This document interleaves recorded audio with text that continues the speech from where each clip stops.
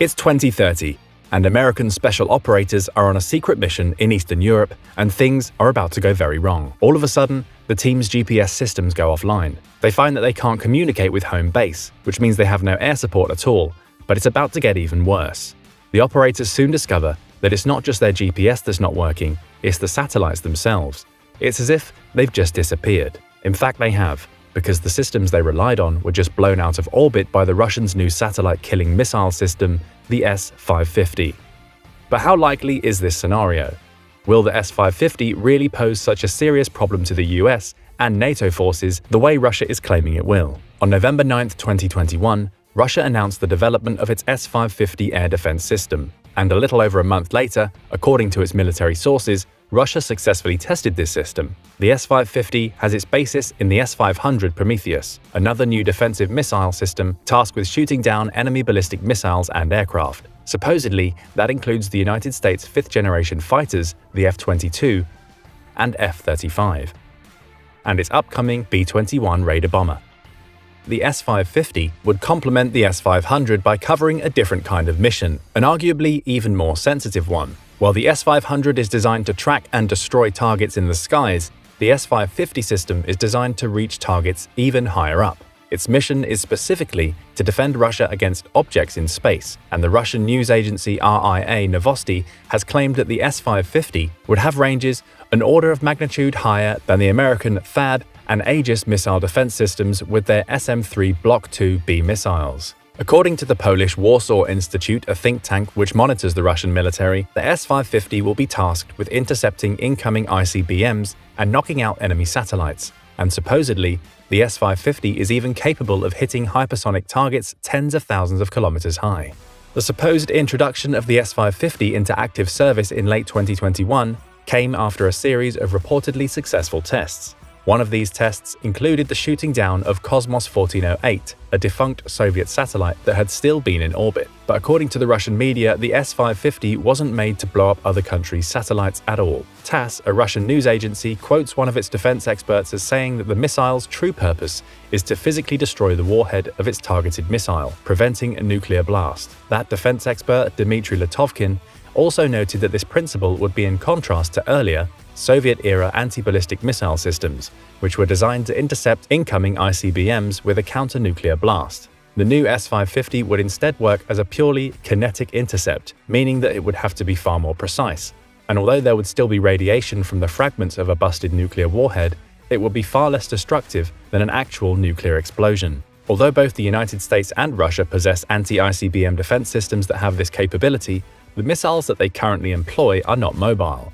Instead, they exist in stationary silos, which are easy to target in a first strike, especially with satellite precision. Because the S-550 is mobile, it will be harder to target and easier to hide. While it would be wise to be skeptical about the validity of the claims, the S-550's presence is a sign that the Russian military establishment is keen to develop space defense and anti-satellite capabilities, and that's something the United States will need to take seriously, because its premier position in world politics is very much dependent on its GPS satellites. But what is the American GPS system, and why is it so important? America's GPS consists of a 24-satellite system across 6 orbital planes. There are a minimum of 4 satellites in each orbital plane. Ever since Operation Desert Storm against Saddam Hussein's Iraq in 1991, the United States has used the GPS system to devastating effect, giving it a distinct edge in military operations. GPS served as an advantageous navigational aid in the otherwise uniform sands of the Arabian Desert during the Gulf War. The conflict also saw the first use of GPS-guided JDAM bombs, about 5,500 in total, or approximately 25% of the amount of munitions dropped in the conflict. The spectacular success of Desert Storm proved the concept, and since then, the GPS system has embedded itself at the heart of the United States military. It is the cornerstone of navigation for the Air Force and Navy and is critical to the command and control systems. Through the use of GPS, commanders know the most precise place to send supplies, soldiers and Marines know exactly where they should be and when. Many of the United States military weapons also rely on the GPS system, and not just the famous JDAM bombs. Precision-guided artillery like the 155mm M9A2 Excalibur artillery shell is a GPS-guided munition that gives the US Army and Marines the ability to put deadly accurate precision artillery strikes on targets up to 25 miles away with minimal risk of friendly fire or collateral damage. A GPS-guided mortar round, the 120mm roll control-guided mortar, is also under development, suggesting that the US military doctrine will further emphasize precision-guided artillery in the future. In the absence of the GPS satellite system, none of these weapons will work, and American and Allied forces could take a nasty surprise on the battlefield should they suffer sudden loss of such a capability. However, the GPS system's importance has extended beyond military affairs since it came online in the 1990s. Like many technologies before it, the GPS system moved from the military to civilian spheres and has since become an indispensable part of the US economy and everyday life for Americans. And it isn't just the military that a satellite-killing system like the S-550 could wreak havoc on.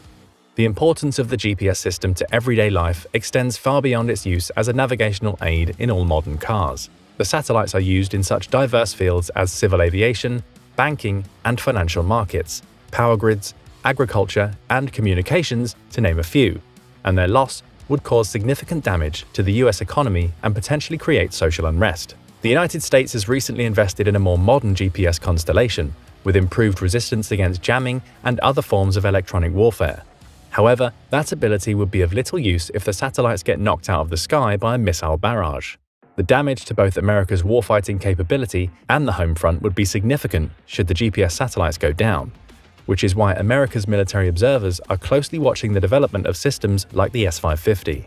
The reported anti-ICBM component of the S-550 would be of equal concern to the United States. For decades, the knowledge and doctrine of mutually assured destruction, or MAD, has prevented the use of nuclear weapons and great power confrontation in general. A missile system that would be capable of reliably shooting down ICBMs and then hiding from retaliation would naturally poke holes in MAD, providing more opportunities for Russia to behave badly on the international stage. Vladimir Putin has not been hesitant to use nuclear threats during the war in Ukraine, even if only vaguely, and such saber-rattling would naturally grow with a reliable mobile anti-ICBM system. And the prospect of a system like the S-550 only gets scarier in others' hands.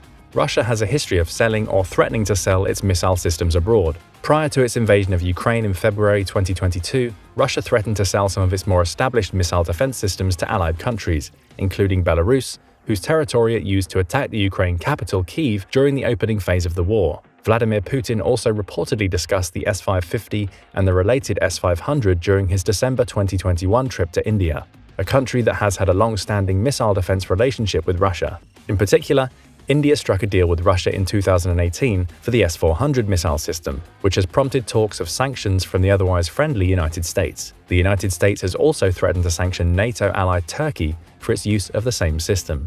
If the S-550 is as capable as the Russians claim it is, sales of the system to other countries could further threaten American satellites or undermine nuclear deterrence. That Russia has many relationships to use as a basis for sales abroad also must be a point of concern for American policymakers.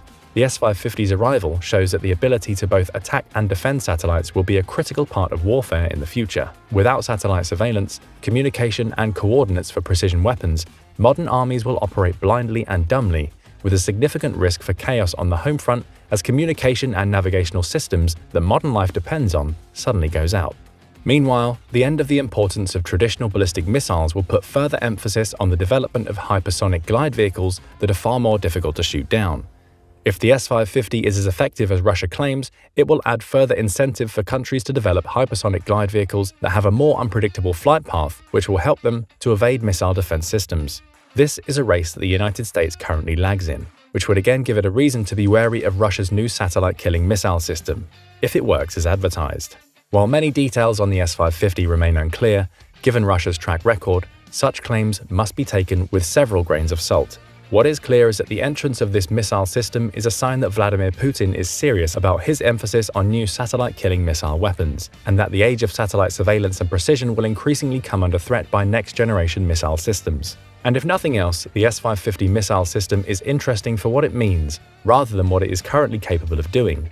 It lets us peer into the future of deterrence, warfare, and international relations. Space will be a premier field of power projection and diplomatic brinksmanship in the second quarter of the 21st century, and the ability to project power in the final frontier will be a key component of hard power. The arrival of the satellite-killing S-550 shows that the new space race has already begun.